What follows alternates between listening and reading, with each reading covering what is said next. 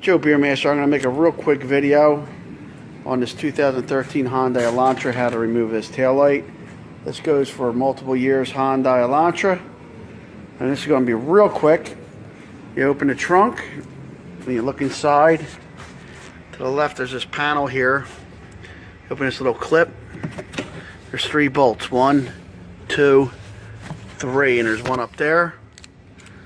And these are going to be 10mm bolts. These are going to be 10mm bolts. You take them off. They could vary too. Sometimes they're a little different size on different models. And then you disconnect this wiring harness right here. Press that little button right there. You pull, use 2 hands, and it separates.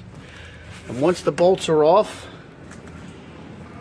you got to remember this is clipped in over here, so you have to slide it back. The first thing I recommend is you wiggle it first, wiggle it loose, then with one hand here and gently bang it here, boom, boom, slide it off, or you can get somebody to help you to pull it. And you wiggle it, you got to get it off that clip, and that's how you take it out, and you can access your bulbs and everything you need to do. I'm not going to take it off of this one, but just wanted to get a quick one in there. Joe Beermaster.